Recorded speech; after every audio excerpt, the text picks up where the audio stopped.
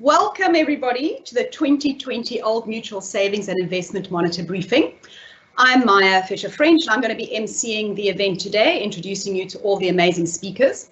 And I just want to say a big thank you for joining us because we're really delighted to share this year's report, which focuses on the shifts in attitudes and behaviours of working metropolitan households in South Africa. And I think what's really interesting for me is that this year there's been a major focus on lockdown and COVID and the impact that that has had on our households. But before we get into the research, I need to give you some house rules as usual.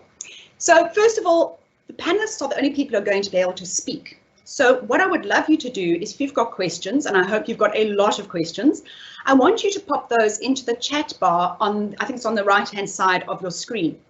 And we're going to try and get through as many questions as possible, but I know from experience that the early bird catches the worm. So if you've got questions, put them up sooner rather than later, because one always tends to scroll from the top down. And if you are wanting to get more information, all the content and material that you're going to hear today and see today is available on the Old Mutual website at www.oldmutual.co.za/savings monitor. So now that I've got the household rules out of the way, I just want to tell you that I've actually been a really keen follower of the Old Mutual Savings Investment Monitor since its start in 2009, I think is when it kicked off. And for me, what it does is, you get the economists, you get the macro view of what's happening in the economy, but it's when you go down into household level and you really understand what are the pressures that households are feeling, but not only their pressures, what are their behaviours? What do they do when they're under pressure? What do they give up? What are their luxuries that they won't give up?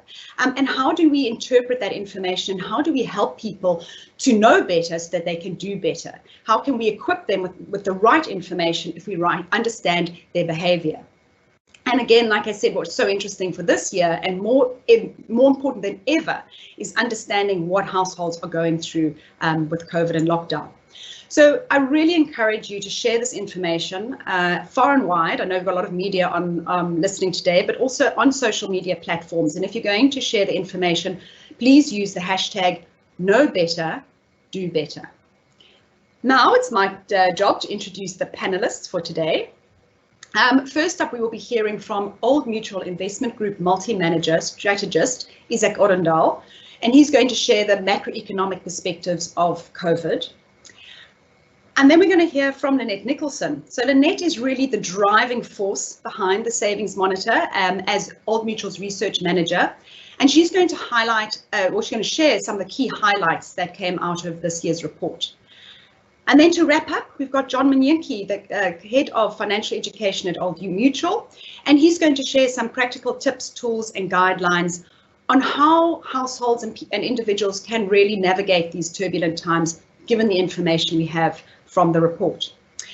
But first, please welcome Old Mutual Limited's newly appointed CEO, Ian Williamson. And I must say, I don't really envy Ian having taken over the helm at such a difficult time, but I'm sure he's the right man for the job. So over to you, Ian. Thanks very much, Maya, and welcome everybody. Thanks for joining us this morning. It's always great to share the insights that the Savings and Investment Monitor gives us every year. This year I think is a very unique year in the sense that this is certainly the first time in our lifetimes that we've had the entire world battling the same storm and having to deal with a pandemic that's impacting on all of the world's inhabitants. As the number of coronavirus infections and deaths here on the African continent continue to climb, we all experience a wide range of emotions. We grieve for those who have passed away, who we may know. We fear losing people we love. Speaking for myself, I worry a lot about my parents.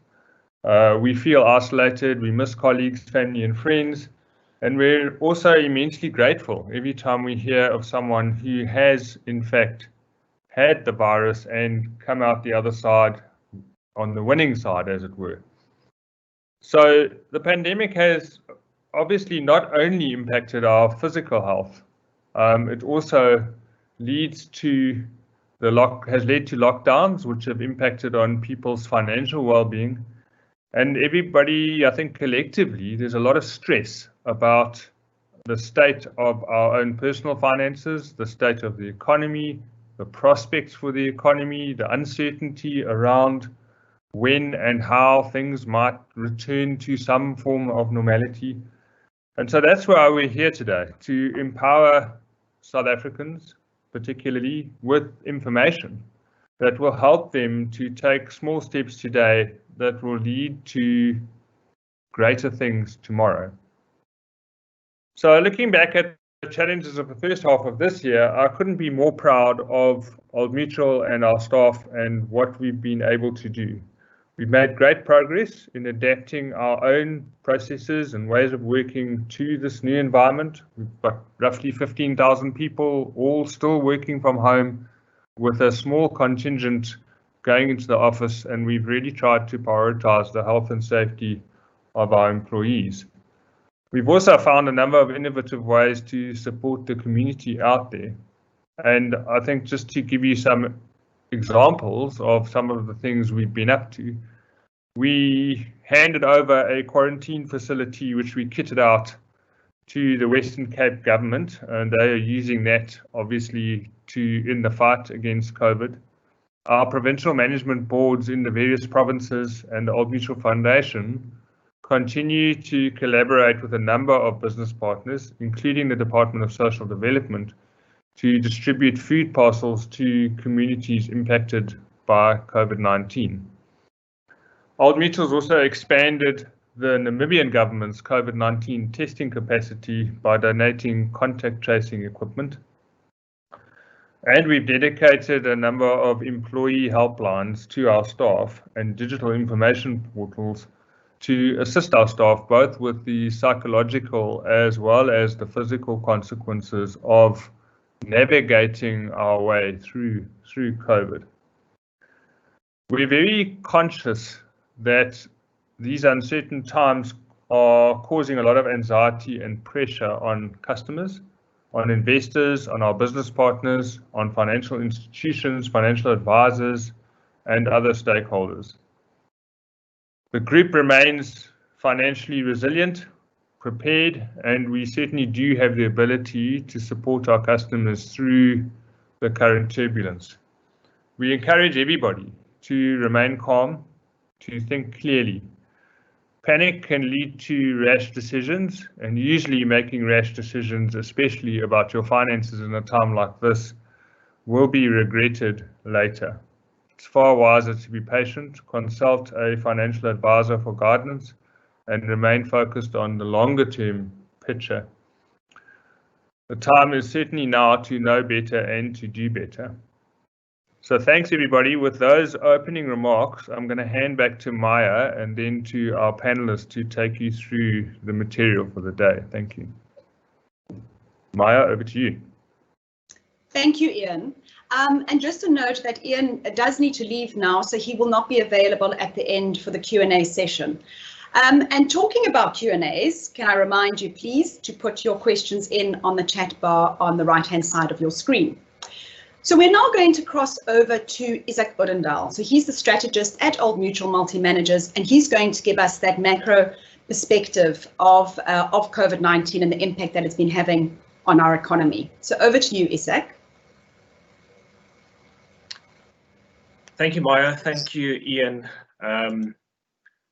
In terms of the macro backdrop, I think we're all quite familiar with what is happening. As Ian mentioned, you know, this is the first time the whole world has been in lockdown, and the impact on economic activity has just been absolutely staggering. So these are just forecasts from the IMF. You know, I think at this stage, any forecast needs to be treated with a pinch of salt because there's so much uncertainty. But, you know, just look at the direction of the forecast, both for the world economy and for South Africa. And you can see this is unprecedented. You know, and in fact, far worse than the so-called Great Recession of 2008 and 2009. The good news is I do think the worst is over. Most countries have emerged from lockdown. Even here in South Africa, we have resumed economic activity to a large extent. So the question now becomes, what does the recovery look like? A lot of commentary has been around whether it's going to be a V-shaped recovery or a more gradual U-shaped recovery. I think a V-shaped recovery assumes that basically after a couple of months of people sitting at home watching Netflix, life just returns to normal and we just pick up where we left off, which seems a little bit unrealistic. In terms of a U-shaped scenario, I think the main thing to think about is, how does consumer behavior change? How ready are people to go out and do the things that we did before the pandemic? How reluctant or comfortable are people to go to restaurants, to packed bars, to busy nightclubs? Are people prepared to get into an aeroplane and fly to go on holiday? And so far, the evidence suggests that some people are prepared and some people are not prepared. And how that plays out is going to be a key determinant in how quickly economic activity rebounds. The other key determinant, I think, is quite interesting, and it links into our topic for the day, which is savings behavior.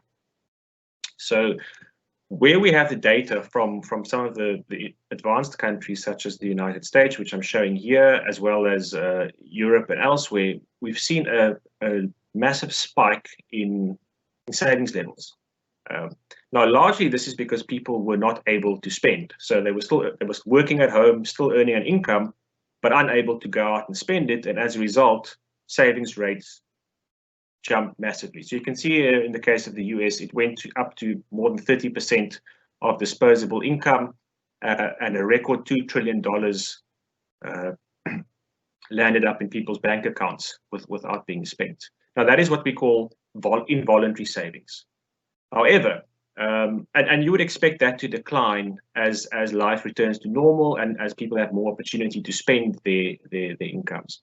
However, there is also a strong chance that savings levels will remain elevated even as things kind of calm down and life slowly returns to normal.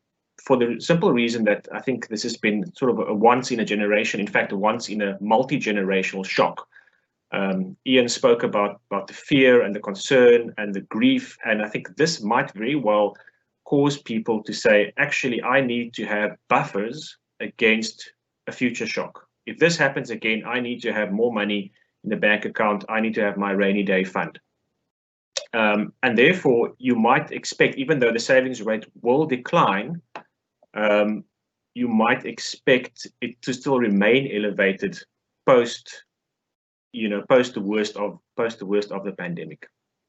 Just as an aside, the data for South Africa is not available yet. It is released by the Reserve Bank on a quarterly basis, and we will get the quarterly data for the first quarter from the Reserve Bank sometime this week. But I think this is one area where the savings monitor is then actually very, very useful, is because we can get sort of information on savings behavior that is a little bit more up to date and quite a bit more granular than what we get from the official numbers.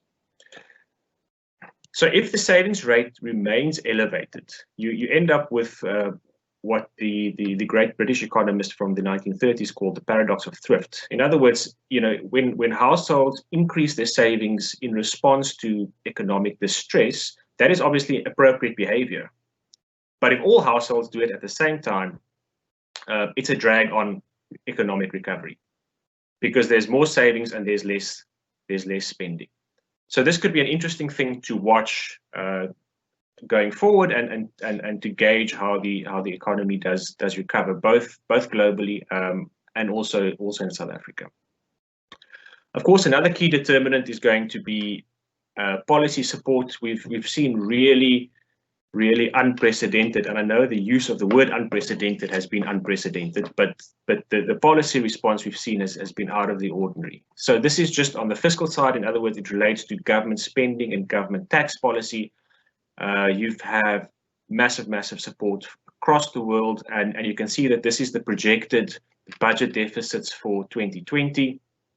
So as you can see, whereas households and companies have increased savings, government is borrowing aggressively across the world in order to to prop up the economies and really prevent free fall. A lot of people use the term stimulus. I don't think we're in the stage of stimulating economies yet. We've just been in the stage of preventing an absolute collapse.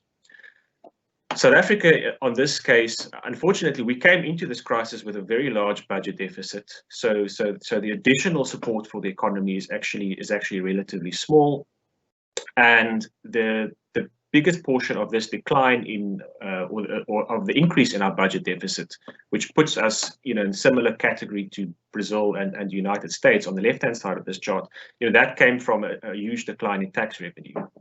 Rather than a significant increase in government spending.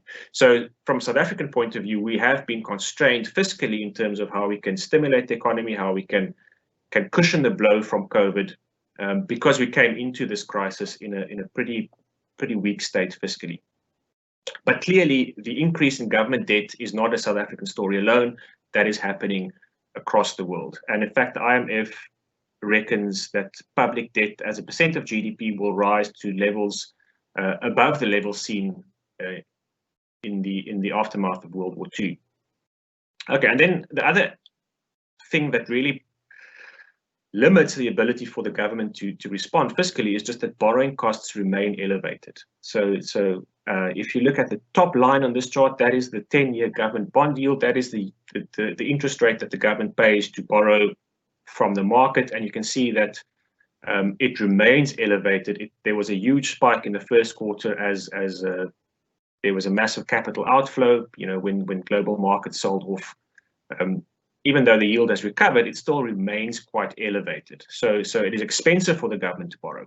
Unlike the US, unlike Japan and European countries where they can essentially borrow for free, the South African government has to pay a huge amount to borrow, and that again limits the ability to spend. The Reserve Bank has responded with about 300 basis points of interest rates cuts from the start of the year. But unfortunately, the impact of this cut is blunted by the fact that long-term interest rates are still elevated. So you can see the gap that's opened up between the grey line and the green line is now almost as big as it's ever been in history. So that the impact of lower repo rate is not as strong as it would have ordinarily been. We'll see next week if the Reserve Bank does deliver further interest rate cuts, with inflation really falling quite sharply.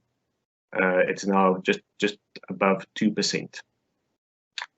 Obviously, for people who do save and who do save in kind of bank accounts and money market funds and other conservative savings products, the much lower repo rate does result in lower investment returns, and those investors will need to consider whether they have to accept the lower returns or kind of take on a little bit more risk and in order to raise returns. And clearly, from an investment point of view, this very high long-term government bond yield is quite attractive. And just finally, then, two other thoughts on savings. I mean, we talk a lot about the willingness to save, but then there's also the ability to save. And your ability to save comes out of the income that you earn, and clearly the income is under pressure. This is data, again, it's for the first quarter, so we don't have the picture yet for what happened in the second quarter. There are estimates, but this is the official data, and it shows this is the wage bill. So this is what people earning salaries and wages in the formal sector were earning, and that's the annual growth. And you can see that for quite a bit of time, sort of 2011 up until 2017, the growth in income for working South Africans was actually quite generous, in the region of 8% plus. But that slowed down quite dramatically in the last 2 years, and in the first quarter of this year, it was only about 4% higher than the previous quarter. So there's been real compression in terms of overall income growth. So that clearly will put pressure on households' ability to save. And again, this is before the lockdown. This is before the full corona shock hit the economy. And then similarly, in terms of the employment picture, I mean, this is probably one of the most tragic graphs you can draw as a South African. It's just, It's just been grinding relentlessly higher. And in the first quarter of this year, it was above 30%. And again, with this massive level of unemployment, it does really put pressure on the ability of households to save, because even those households who do earn an income will then need to look after extended families and neighbors and so on, and there ultimately isn't enough money left at the end of the month to put away into a savings product. Once again, this is data for the first quarter. I mean, it's anyone's guess how bad the second quarter is going to be. It really is going to be quite, I think, quite a sad statistic when we finally have official confirmation of what the lockdowns did to the employment picture in South Africa. So in summary, from my side, I think, as I said, the savings behavior will play a big role in how the global economy recovers post of all of this. You've seen massive government borrowing in order to cushion the blow to the economy. Our problem in South Africa is that the government still pays a very high interest rate to borrow. And I think the final point is unfortunately not a happy thought to leave you with, but it's just that South Africa as an economy, we actually came into COVID-19 on a very, very weak footing. And unfortunately that is going to compound a whole bunch of problems, and it's going to really limit the ability of households to save. And I think that chimes in with some of the research that Lynette will share with you. So with that, thank you. And I'm going to hand back to Maya. Well, thank you, Isaac. Well, I don't know if I should thank you, because I'm feeling quite depressed right now. Those figures are really, really, I think they're scary. I think we all knew that things were bad, but to understand how bad things were before we moved into lockdown, I think is a real wake-up call. To see salaries we all know, we think we just couldn't make ends meet. Why? We seem to have less money than ever before. Those graphs showed it. Unemployment's rising, but at the same time, salary increases have actually increased lower than inflation. So we have our lifestyle and our incomes have literally been under pressure before COVID. So I think that is a sad picture and of the impact. And I mean, I don't even know what those figures are going to look like in the next quarter, which of course is why it's so important to have this analysis and have real data about what is happening at household level, up-to-date data. And on that, we're going to cross over to Lynette Nicholson. As I said, she was the research manager at Old Mutual and the driving force behind the Savings Monitor. And she's going to share with us the findings over the last few months, looking at households, talking to them and finding out what they're really experiencing on the ground level. Over to you, Lynette. Thanks, Maya. Thanks for that. And good morning to all our viewers. It's a pity that I'm not seeing you in person, all the familiar faces, but thank you for being here today. So yeah, my job is unfortunately a bit of an extension of what Isaac has already shared into a more micro level of households and individuals. But without further ado, let's get into the presentation. So firstly, we just want to remind you what the Savings and Investment Monitor methodology and sampling are. So as we know, it's an annual survey. Every year in July, we talk to you. This year's our 12th edition, our 15th measure. That's because we did more than one measure in the early days to build up some data points. We talk to metropolitan working South Africans, the 7 major met areas. We talk to them about their savings and investment behaviours and attitudes. This year, we had to adapt. And so we normally do face-to-face interviews. This year, we had to go online. And because we went online, we were able to do quite a few more interviews. Normally, our sample size is 1,000. This year, we got to just below 1,500. And the personal monthly income of these respondents was anywhere from 5,000 per month and up. And then that was weighted back to the South African population within that profile as well. Very important to remember are the field dates of the survey, which were the 29th of May to the 23rd of June. And that period was lockdown 3 or level 3 had been announced already. And then obviously that came into effect on the 1st of June. So there are 1 or 2 places where I'm going to highlight that in the presentation because it may explain some of our results. So every year we ask consumers, give us 3 words that you think describe the state of the country at the moment.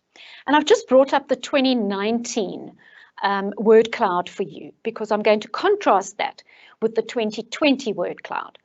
The 2019 word cloud, this is what it was. You can see the big words there: crime, corruption, unemployment, poverty, and so forth. 2020, our word cloud is much more cluttered. So absolutely, those big names or those big words still there: corruption, poverty, unemployment, crime, economy. But it's also around fear, uncertainty, health, disaster, chaos, death, scared. So a very cluttered word cloud, very busy, but absolutely showing where consumers' minds are at the moment when they describe the state of our country.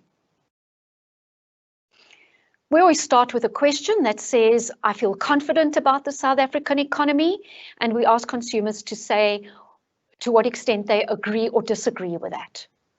And these are the results since 2015. We've just done the last 6 years. You can see we're sitting at 34%, our lowest being 31% in 2016, which was very much around the political situation at that time. So here's the one slide that I want to also point out, the time period in terms of when we went into field.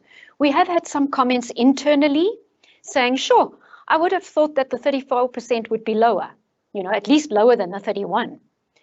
So there's a few factors to take into account here. Number 1 is that statistically, the 31 to the 34 is not statistically significant. So really, it's really flat, 31 and 34. The second point is that we had just gone into lockdown 3, and people may have been feeling a little bit more upbeat coming out of lockdown 5 and lockdown 4. And then thirdly, another influencing factor could have been, or probably would have been, very low interest rates at that time, very, very low. So those are the factors, but certainly the lowest level with 2016 that we've seen so far. Of course, there are differences throughout the data with regard to income levels. Now, I don't have enough time today to share all those little nuances with you. But of course, as you know, we've always made known that the data is public data. There is a full report that actually analyzes all that, which will be available from this afternoon on our website. So yes, this is a total view weighted, as we said, to the South African population. But of course, there are nuances by income, age, race, area. We asked people, how satisfied are you with the way the government is handling the COVID situation? It was on a scale of very satisfied to not at all satisfied. And there we have it, 56% say, yes, yeah, no, they're satisfied.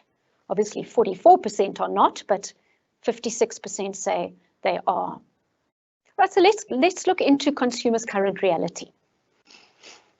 We ask them how satisfied they are with their current financial situation. It's a mean score out of 10. And where 10 is very satisfied and 1 is not at all satisfied. 5.3 this year, our lowest before this year was 5.9 in 2016. And yeah, just another reflection of how consumers are feeling at the moment. When we do go down to the lower income levels, that does decline to less than 5. I think it's 4.7 or 4.8. But as I said, we have that data too. A very sobering slide, but probably one of the most important slides in this presentation. So let me just take you through it. We anchored our income of our respondents as at the end of February, because that was pre-COVID. So everything was always compared back to end of February in terms of income, status, etc. So we said to people, compared to the end of February this year, what's the situation? So 5% told us that they were earning more. So that was positive impact. 38% saying no impact at all as of now, as of the time of field work. And 57%, which you see we've just added and accumulated on the right-hand side, are saying that I'm earning less to some extent. Yes, it might be a little bit less. It might be a whole lot more less. Or I've been retrenched. I'm not earning at all from my business or no income from work. So that's 57%, rounded off to 60%. 3 in 5 working metropolitan South Africans saying that they are earning less than they were at the end of February this year. And then 2 in 3 are saying that they are constantly worried about losing their job or income. So as I said before, a very sobering slide in the context of where we are at the moment, a pretty gloomy slide. Those that are working, so not the 8% at the bottom of the previous slide, those are excluded. What's your working status? Well, they go out to work as before, 35%. I'm now working from home. Most or all of the time is 32%, so another third. And then I continue to work from home as I did before. Those are mostly the SME guys or you know, the self-employed people that were working from home and continue to do so. And then I'm still employed, but I'm not able to go out and work nor work from home, is around 1 in 5. Another busy slide, but a very important one. As you saw in the 2 slides back, we asked people what their income status was. And we showed you that some said, yes, I'm earning a little more, I mean, a little less. Some saying I'm earning quite significantly less. So what we did then is we actually anchored that in terms of percentages. So let me explain. Across the top, we have personal income categories. And yes, we just categorized into certain incomes, right from 5K right up to over 80K plus. And then down the left-hand side, we talk about the change. So the first line shows you within those income categories unchanged. So let's take an example, 20K to 39,999, the middle column, 55% in that category said it's unchanged. My income's unchanged. And then you can see as we go down, which reaches 100% down each column. So then we look at the second column, or the one that says 5K to 999, so 5 to 10,000 is where the biggest hit comes. So 47% of people earning in that income category said that they are earning 50% or more less than they were at the end of February. About 1 in 2 said their financial situation is worse than a year ago. Now, there also were some comments around this one to say, but you know, people are saying 57% more saying they're earning less, whatever. We must also remember that we haven't taken into account here grants, help from families, etc., etc. So this probably reflects that whole cumulative effect of a household situation, financial situation. If you lost your job, how long would you have funds to last you? So this year, 40% said they would only have funds to last them 1 month or less. Only 27%, 1 in 4, say they have funds to last them 3 months or more. We didn't actually ask how much more than 3 months, but 3 months or more. And then the 32%, I'm adding the 2 and 3 month numbers together, saying they've got 2 to 3 months. We did analyze this in comparison to 2019, which you see on the right-hand side. So just to show you, absolutely, last year we had 28% saying that they had 1 month or less. Now it's up to 40% saying 1 month or less. These are this slide represents those that are still employed at the time of fieldwork. We also have this analysis for those that had lost their jobs, that 8%, or people that weren't earning. And obviously the situation there is much worse. What have you done? What are some of the things that you've done over this time? Sometimes we had 2019 data, and sometimes these were new statements that we included. So you'll see this reflected in this slide. So I've dipped into savings to make ends meet, 23 to 52%, so double, more than double. I've fallen behind on household bills, up to 37%.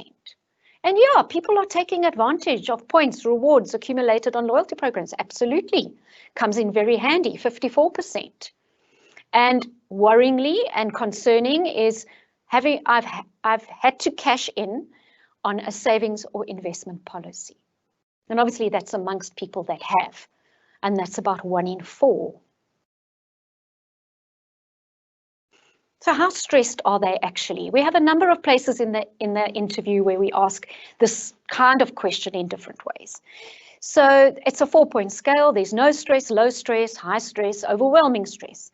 And what we've done here is just added the high and the overwhelming stress number together, which is 58% of people saying, I'm feeling really stressed financially. That was 38% last year and 36% the year before. Right, and then, you know, as South Africans, we always look sometimes at the positives, and we always see this in surveys, in whatever we do. And so we said, what do you expect your financial situation to be over the next 6 months? Do you think it's going to get worse? Do you think it's going to stay the same? Or do you think it's going to improve? And it's quite interesting this year because we see both ends of this continuum kind of expanding. So 21% of people saying it's going to get worse. We've got 53% this year saying, I'm expecting it to improve. But then I suppose if you think about it, maybe the sentiment is, well, it can only improve. So, you know, we've got to bear that in mind as well. And then about 26% saying, I expect it to stay the same, which actually isn't great either, if it's the same as currently. What I'm going to do now, we have 2 places in this presentation where I'm going to show you a video, just a short video of one of our respondents, or of 2 of our respondents. And the first one is Brian. Brian is an SME owner, and he gives us some insight into his world at the moment.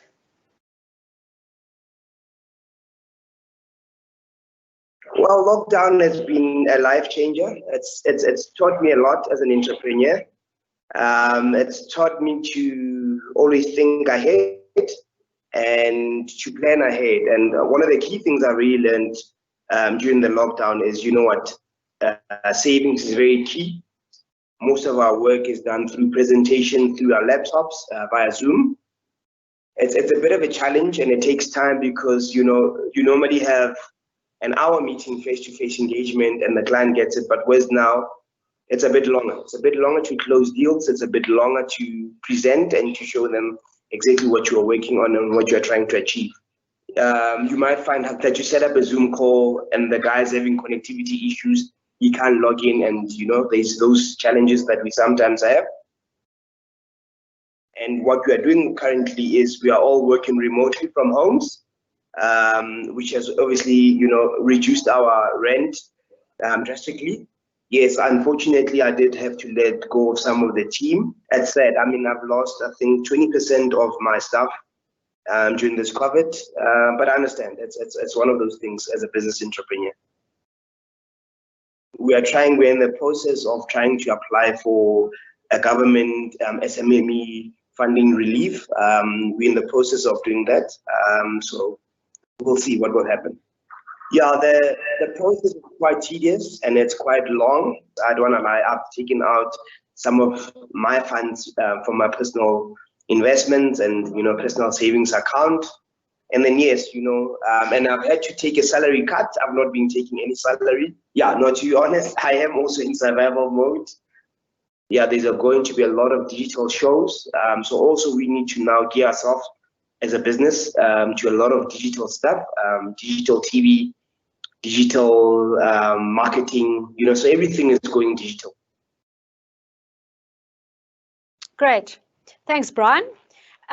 Just apologies, sometimes when you're filming people from their own laptops, you do have a few little technical hitches, but we've tried our best. But anyway, it's the content that counts. So that's Brian, just giving us a little bit of insight into his business and what he's had to do.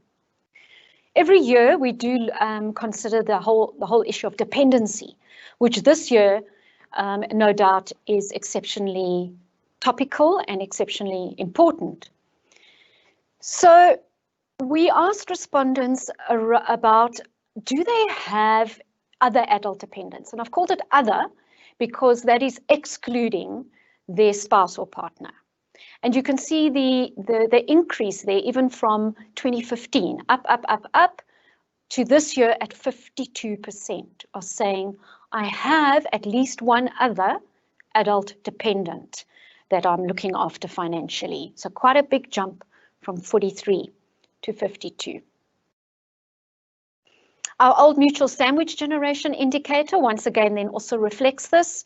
So just to quickly recap, the sandwich generation are those people that are wedged in the middle, working, providing for their own retirement, providing for their own financial needs, have dependent children on the one side, and have aging parents or grandparents on the other side that they are to some extent financially supporting.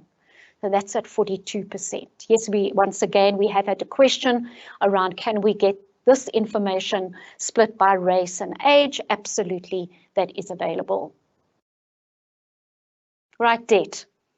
Debt is a big one, as one can imagine, and I think you'll also find that some of these figures are quite staggering. So personal loans, we monitor the uptake of personal loans in 3 buckets: personal loans from a financial institution, personal loans from a family or friend, and personal loans from a microlender. And those are the results for this year.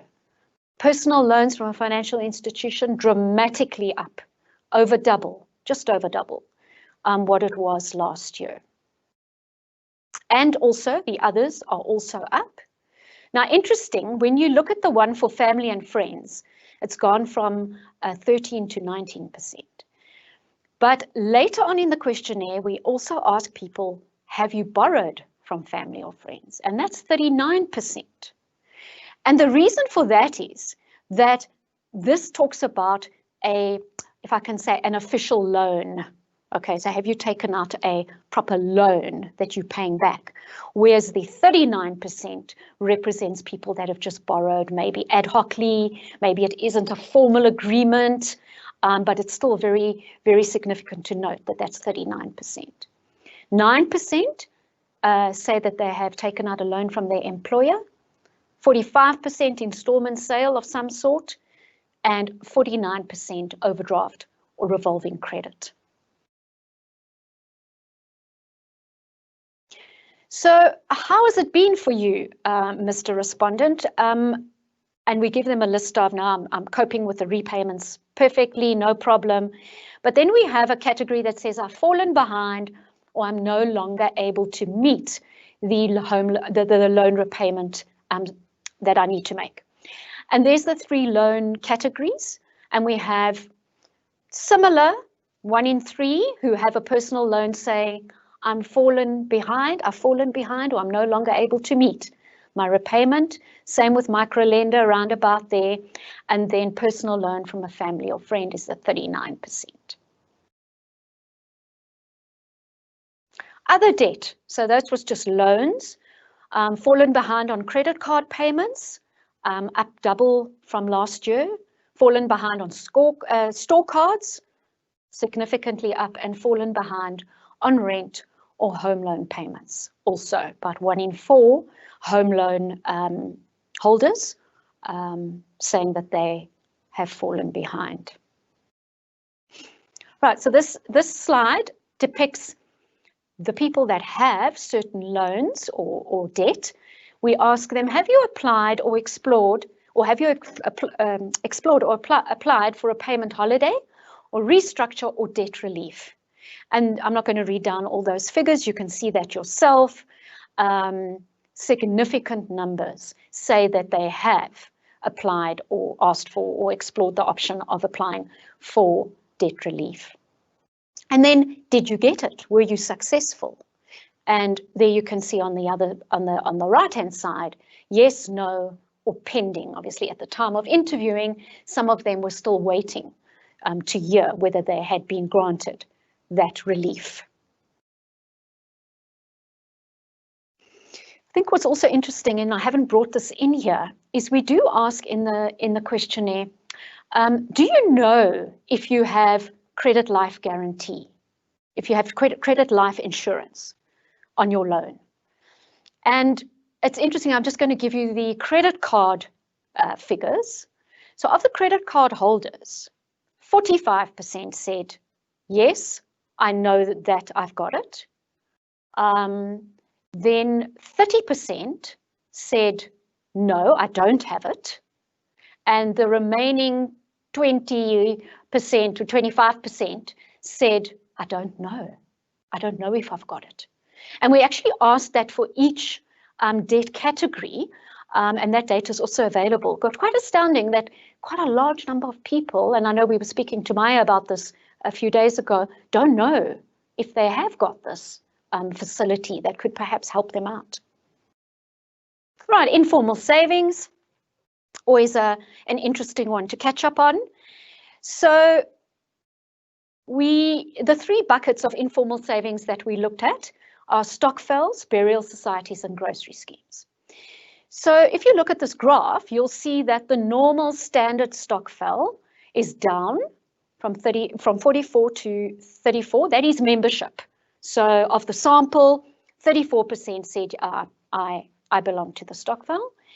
Burial societies quite dramatically up, and I think it's understandable at this time, 23 to 38, and then grocery schemes also dramatically up. So what we're finding is that the actual number of people that were belonging to informal savings hasn't really changed. It's been quite a resilient savings vehicle as a whole, but the emphasis shifted. So whereas perhaps in the past you belonged to a stokvel to buy Le Creuset crockery, as we know those are quite popular at the moment, well they were popular, now you've changed that to groceries because that's what's needed. And I think you're also going to see a little clip in 2 slides time of Rose, and she talks about a detergent, a washing powder type of stokvel that's very prevalent at this time. How are you having your stokvel meetings now that we're in lockdown?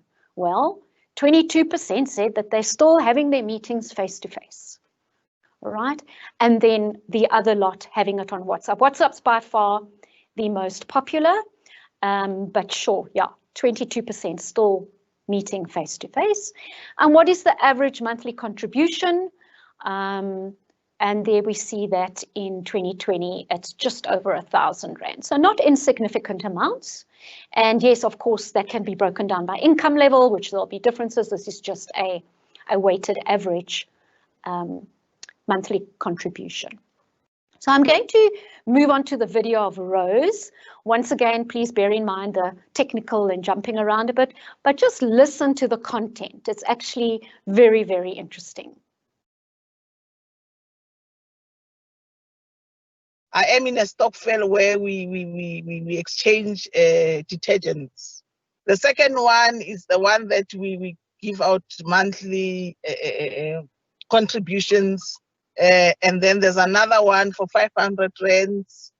That one it's 6 months, 6 months, yeah. And with lockdown and people not working, you can sometimes assist some of your family members to say, whilst you are not working, yes, soap for you to be washing, children's washing or whatever, because I've got enough.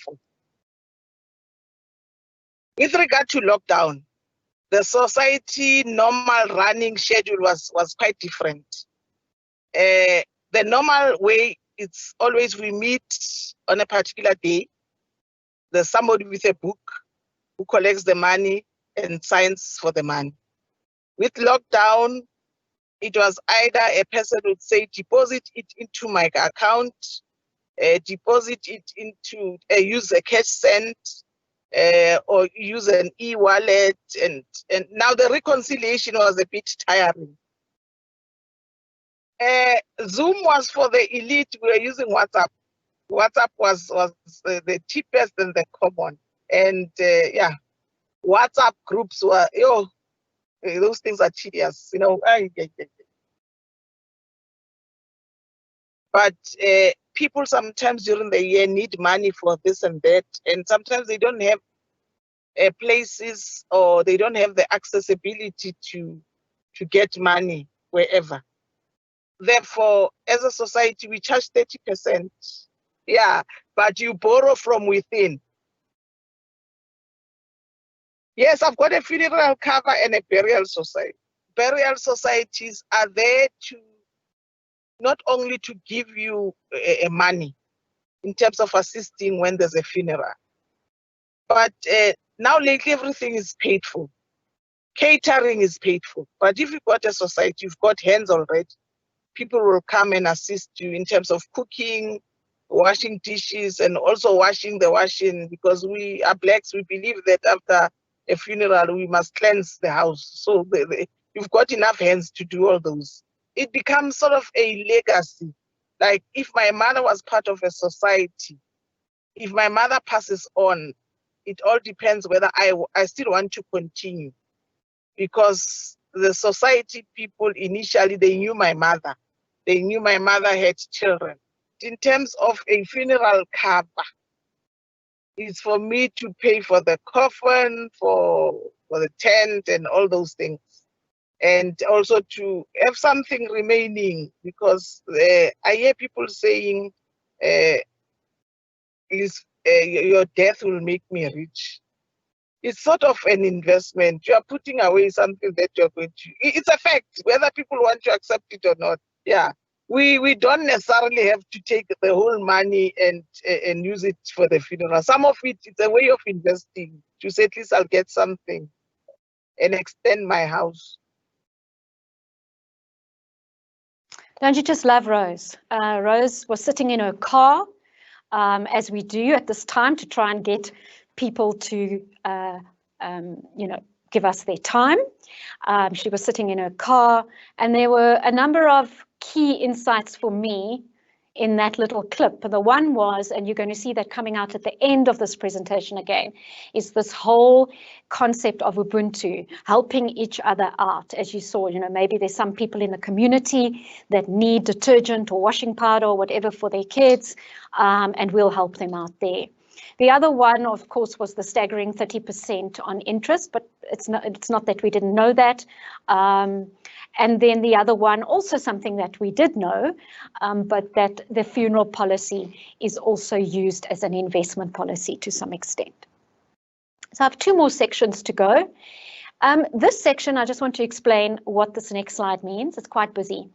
So what we said to people was, once COVID is done, well, hopefully sooner rather than later, once it's over, and now you've had this period where you've maybe, spending less or not spending less, and you think of all your expenses.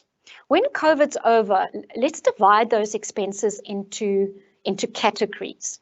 What are the absolute essentials that you obviously can't do without, and that you will continue spending? And then there's three other categories, and I'll explain that in the next slide. So the first category, as I said, is essential costs. So yeah, I mean, nothing's going to happen. We're still going to have to spend on food and groceries and transport and education and assistance payments and medical aids and other contractual agreements, cell phone, car and household insurance. So a factor analysis was done on this data, and that was the grouping that came out. And we labeled that essential costs. The next one for me is the interesting one. After that, they've said, we've grouped it as priority luxuries, is, you know what, I'm going to buy the cigarettes and the alcohol. I'm not going to get rid of my DSTV and the Mnet subscriptions or Netflix or any other subscriptions that I have, because those are my luxuries and those are my priority luxuries. Yes, there are other luxuries, but those are my priority ones. And I'm going to hang on to that after my essential costs. And then as needed, third tier down, hair, beauty, domestic worker, gardener, nanny, childminder, home improvements, clothes, shoes, electronics and appliances. And it's not that that's not important to people, but certainly people may have realized, or over this time, you know, I wasn't going to the hairdresser every month and I was okay. Yeah, okay, maybe the grey started coming through and all of that, but you know, I managed and I cut my husband's hair at home, and maybe we don't have to spend that much in future. Perhaps. We did get by without a nanny because we had to at home. So maybe when things are, and also they couldn't come to work. So let's put that into the pot as well. Maybe when things are over or things are relatively back to normal, maybe we won't do that as much. And then of course the nice to haves, the holiday and the travel, eating out, takeaways, having friends around and entertaining at home. Right, so my last two slides before I hand back to Maya, we said to people, what are your main concerns? So just kind of now let's get to what are your main concerns about the pandemic? And by far, people's main concern was around the health of their loved ones and immediate family, either falling ill or worse. Secondly was their own health. And thirdly was the impact on the economy. I don't think these are surprising results, but the magnitude or the percentage of people that said the first one, the health of my loved ones, and the percentage of people said my own health, it was quite a big gap.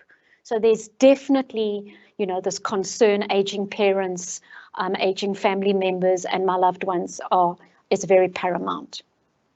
And then finally, we needed to end on a more positive note, I think. And so we said, right, thinking what positives could this whole humanitarian crisis have on you or on us as a nation, as South Africa. And the first one, and they are in order of preference, in order of frequency mentioned, is respect and appreciation for essential workers. Then appreciation of shared humanity, Ubuntu and empathy. Obviously, we coded that according to the results that were given. Then we have improved public health services and then a better work-life balance. And I suppose for me, looking at these four elements, I think obviously number one, number two, and number four, almost for me give that sense of so human sense, right? It's like, you know, it's all around people and humanity and Ubuntu. And you heard in Rosa's video how that was coming through. But certainly, you know, not obviously improved health, public health service is absolutely very important. But the sense of banding together, standing together, we're in this together, and, you know, we'll get out of it together. But yeah, it's around helping and sticking together through this difficult time. And thank you for that. That's it in a nutshell. I'm going to hand back to Maya. Thanks, Maya.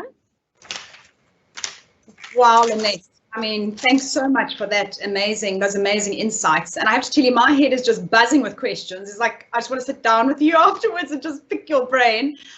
So reminder to everybody watching in that you can post your questions on the chat screen on the right-hand side.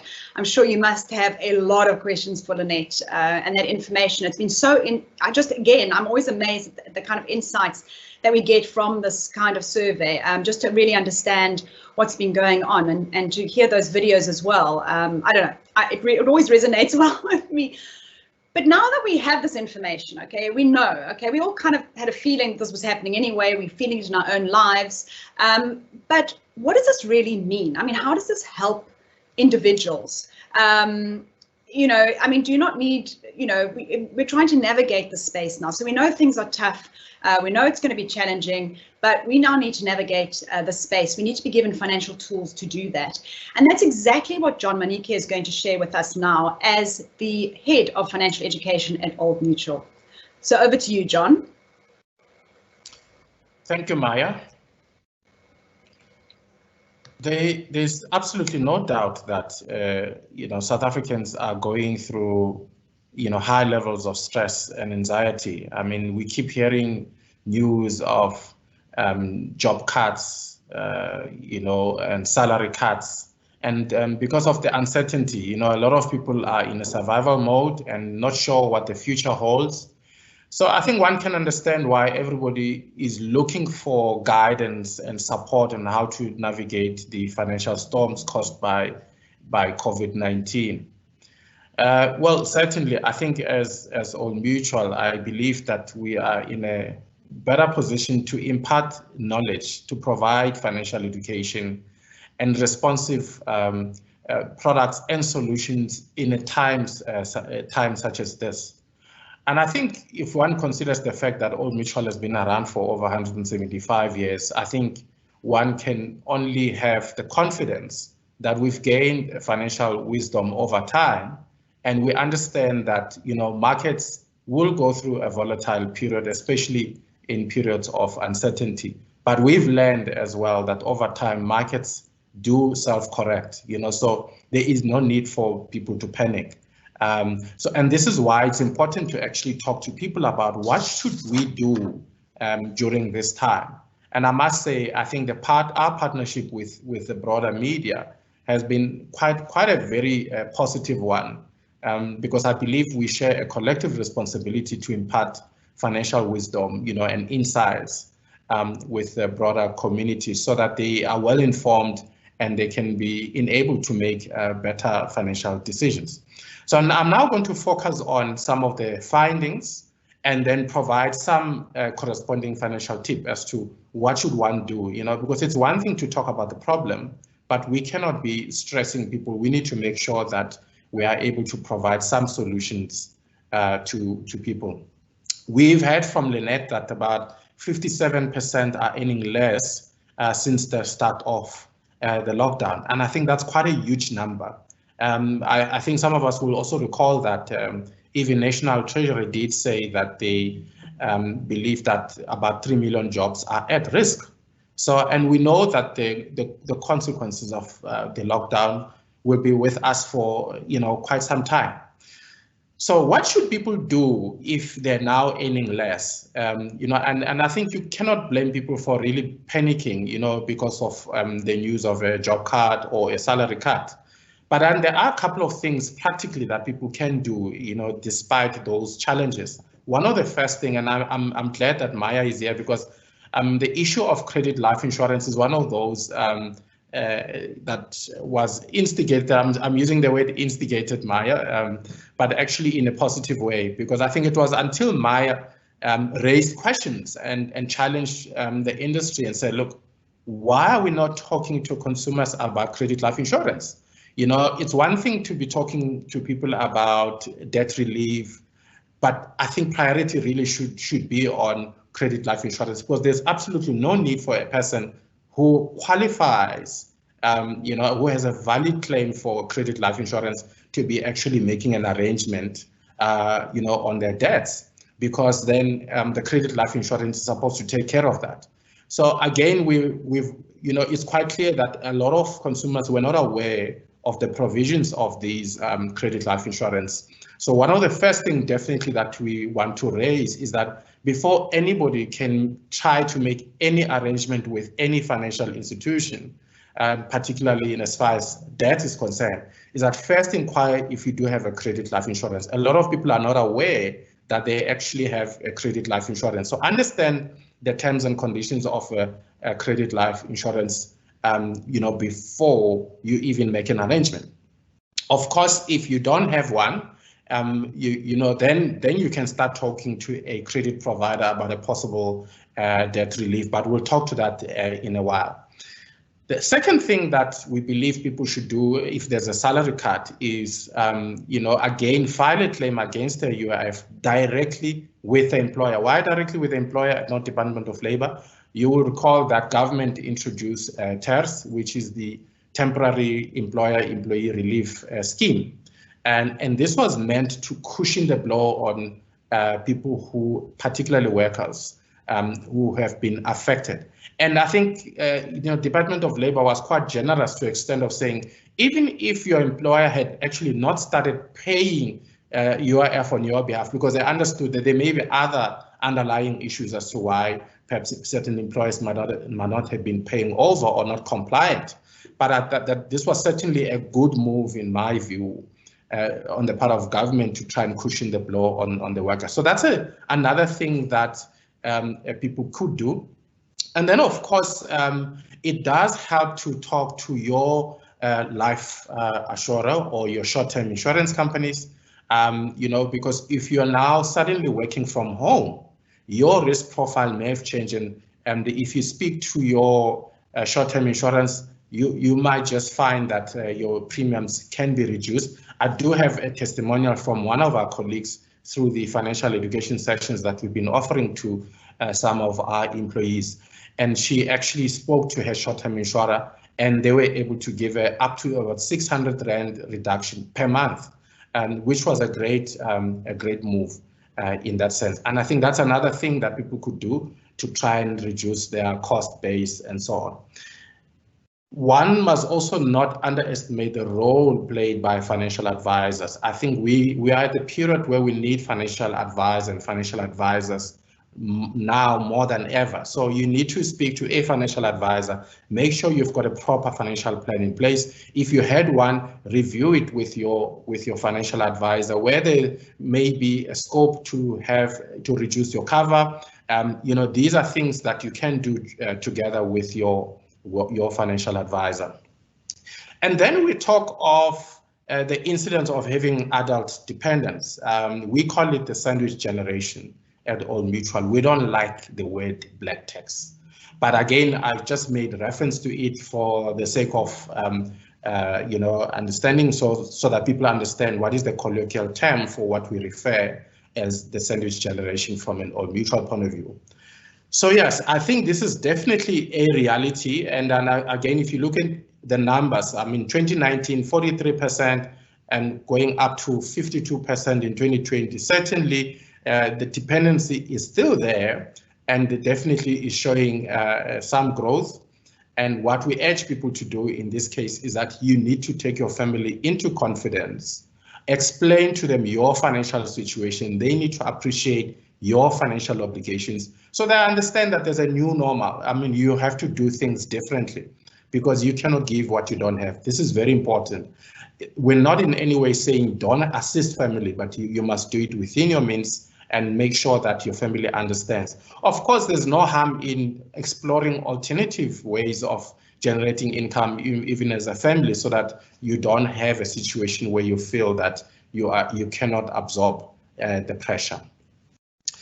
Then we look at the number of people who feel highly stressed about their financial situation, which is at about 58%. Why this is important to address is that if you are not confident, or if you are highly stressed, you are likely going to make some mistakes, when it comes to financial decision making. And this is why it's important to expose yourself to some form of financial education. Speak to your financial advisor, speak to your financial institution, go to sites, attend webinars if there are any, but expose yourself to some form of financial education so that you can make informed financial decisions. And this will also build your confidence when it comes to financial decision making. One of the things that we've been consistent about, over the last couple of months in talking to people about how to weather this, the storms, is that when you've cut your budget to the bone and there's nowhere else to cut and you feel that there's no other way, there's definitely scope in people exploring side hustles. You know, you need to find other ways of generating additional income. You cannot just rely on a single income, even when you see that there is no other way that you can get out of that situation. So this is definitely an option. Of course, another option, in some instances, you may need to make some lifestyle adjustments. It might mean moving children from a private school to a public school, perhaps changing your mode of transport. And in extreme cases, it might mean even having to sell your property in order to buy a smaller house so that you can work towards rebuilding your life from there. Now we then take a look at personal loans. About 43% have personal loans from a financial institution. Again, there's absolutely nothing wrong with using credit. I know there's a stigma of credit because of indebtedness. You can use credit responsibly. So we urge people to use credit responsibly. In other words, don't just use credit for the sake of using credit. So for example, if you've already consolidated all your debts, avoid further debts because you've already consolidated your debts, and don't borrow money in order to buy things in bulk. So this is very important because at some point, I mean, when we go through this period, you don't want to find yourself being extremely over indebted because you actually had to rely on debt, even when there was no need to do so. Then we look at 23% have cashed in their savings and investment policies over the past 4 months. Again, this was expected. We then again encourage people to take a long-term view when it comes to savings and investment. So don't get tempted to disinvest because you are in a panic mode. Like I said earlier, markets are generally volatile during uncertain times, but they definitely do recover and self-correct over time. Again, a special word of advice for people who are changing jobs. You know, avoid the temptation of dipping into your pension. Rather speak to your financial advisor, preserve as far as possible, because when this is all gone, you're gonna have to still focus on your retirement goals and saving for retirement. So make sure you don't borrow from your future. We then take a look at about 39% of people have had to borrow from family and friends. Again, one of the hardest things to do as a personal finance commentator is to discourage people from borrowing from friends and families, because what if that's the only option they have, because perhaps they've got impaired credit records. What we do need to do, however, is to throw caution to the wind, that you need to consider how valuable those relationships are, because a lot of relationships have been compromised due to unfulfilled promises. Unfortunately, in many cases, when people borrow from friends and family, they will pay any other person. They will pay financial institution, they will pay the loan sharks, and family members tend to be the last ones to be paid. And unfortunately, when that happens, those relationships may be in ashes. That's why it's important to really take a view on how valuable are those relationships, and only borrow if it really, really is your last option, but make sure that you fulfill your promises as far as that. It is definitely not an ideal arrangement.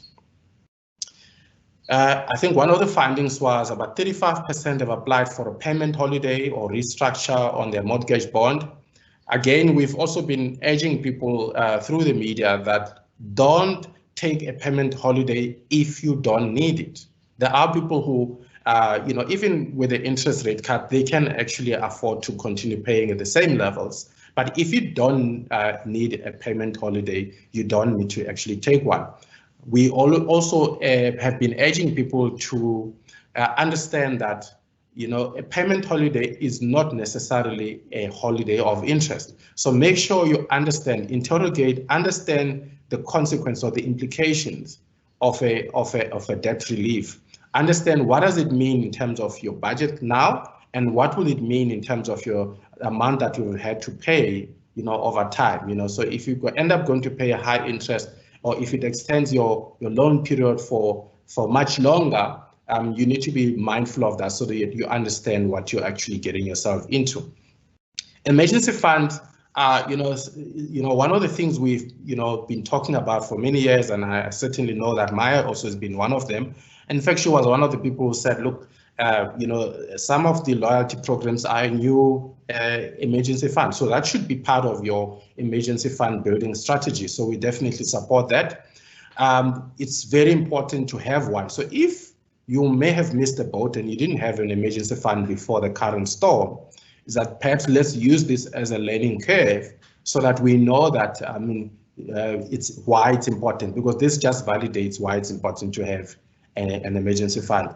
And as I close, I want to take this opportunity to acknowledge and say thank you to the media for the partnership we've had over the years.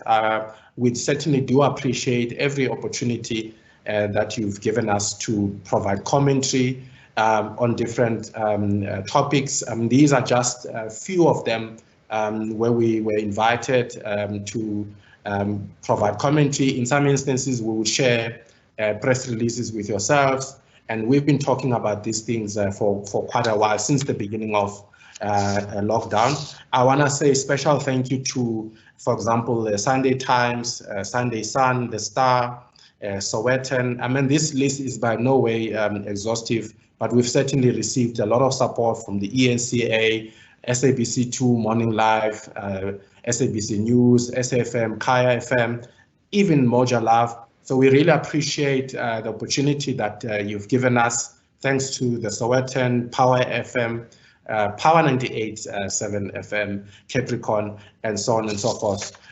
So let's continue to support people and provide the financial wisdom that they really need. Thank you very much. Over to Maya. Thank you, John, for that very valuable and practical, I think, information on ways that we can manage our money better. And I think, wearing my sort of financial education hat, the really only thing I can say, taking out of all this information we've had today, is that it is about taking action. It is tough. It is challenging. But this is not the time to stick our heads in the sand. Now is the time and the opportunity, I suppose, to really develop a healthy relationship with our money and to know better and to do better. And that really wraps up the presentations for today. I'm now going to hand over to Tabby Tsingiwe she's the Old Mutual Chief Communications Officer, and she's going to share the questions that you have posted through and share those with the panel, who will hopefully be able to answer them. So over to you, Tabby. Thank you very much, Maya. And since I'm not a panelist, but just facilitating the questions, I was told I'm exempt from showing proof of life. So for now, you will have to trust my voice. We will start with the first question, and I think this one is directed at you, Lynette. What is the difference between informal and stokvel saving schemes? Okay, thanks, Tabby. So that graph, there are 3 buckets of informal. In fact, there's 4. We only show 3. The one is stokvels, the other one is burial societies, and the other one is grocery schemes. There actually is a 4th one, which is just money not banked, which may be kept in the safe or under the bed or in the cookie jar. So all of those, as a cumulative, is informal savings. Does that make sense? I hope that answers the question. I hope so too. We are still continuing to monitor the questions that people are asking. So please feel free to add your questions as this question and answer session is going on. I think the next one would be appropriate to ask of you, John. What is the best method to educate people in rural areas on financial matters? More so the kind of information that is shared during the session. Thank you very much. I think, first preference, though, would have been to have face-to-face engagement, especially with people in the rural areas. I think given the, the barrier, of data or access to data or the platforms, but, I think in the absence of that, especially given the social distancing protocol, I think at this point in time, I think the partnership with media, especially radio, because radio is definitely one of the most commonly used medium in rural areas, and again communicating in vernacular, because I think we have to acknowledge the fact that the literacy levels are different in the rural areas. But again, even when you engage with people in the rural areas, you need to make use of very practical example, use their surroundings as example. Don't use jargon when you are talking to people in the rural areas, because unfortunately, some of these financial jargon can be very intimidating to people in the rural areas. So, but I think basic things like budgeting, understanding the difference between needs and wants, are definitely a good way to start, and also educating them about the financial products that are available, even as simple as a bank account, as part of our financial inclusion efforts. Those will be, in my view, amongst other ways that we can actually reach out to people in the communities in the rural areas. Thanks very much, John. Isaac, there's one for you, which is saying, on the issue of people being in survival mode and panicking, obviously it's behind the trend, and you noted about consumers' savings and spending less. You said we don't quite have the data for South Africa yet, but do you think that South Africa will exhibit the same trend? And to what extent will this deepen our recession? Yeah, thank you. I do think we will exhibit some of that same trend, for the simple reason that especially in the second quarter, a lot of people that were working at home, still earning an income, couldn't go out and spend it. But I do think that kind of increase in the savings rates in South Africa will probably be quite short-lived, because as the economy recovers, those who can spend probably will spend a bit more. But as we've also heard, there's huge pressure on the rest of society in terms of having income, salary cuts, job losses, and so on. And I think that is going to be generally a drain on savings. Maybe just to clarify one thing, when economists speak about savings rates, they literally just look at the difference between income and spending, and they don't account for pension funds or kind of formal savings mechanisms. So it's literally just that difference between income and spending. And will it be a drag on the economy?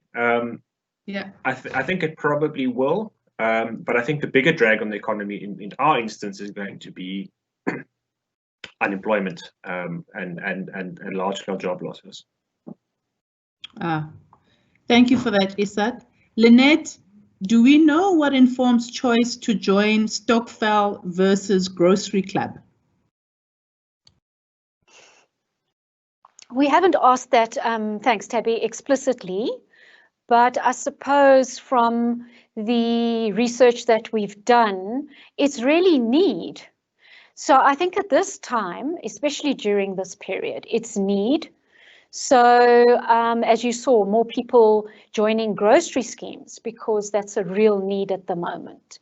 Whereas when times are better and there's a little bit more money, we may then gravitate towards a Stokvel that is focused on a little bit of a luxury, like I said, like a Le Creuset or Le Creuset crockery, or a travel, towards a travel, incentive or scheme. So yeah, I think it's really, really influenced by need. Thanks. And maybe while you're still on, Lynette, a further question from Londi was saying, I'm intrigued by priority luxuries. Are people still paying for these even when they're earning less and falling behind on paying other bills? Is that a category they will prioritize post-lockdown when things normalize, perhaps? So yes, so the question was posed around not at the moment, right? So this wasn't a current situation question. This question was around when things are better, over, whatever we want to call it. How do you think, Mr. Respondent, Mrs. Respondent, your spending would be, what are you going to make as your main base essentials, and then go down from there? So I think if one looks at that list, You know, we do know the whole, and obviously cigarettes and alcohol are amongst those people that do smoke and amongst those people that do drink. But the other little luxuries in there, like DSTV or Spotify or whatever, those are little luxuries that people are very, very reluctant to get rid of, especially in this time, because it's almost like home entertainment, if one wants to put it like that. So you might spend, you know, you might not want to give up your spending on DSTV or Netflix, but it's okay if I only do my hair maybe every 8 weeks, not every 4 weeks. So yeah, that's how the question was posed to respondents. Thanks very much, Lynette.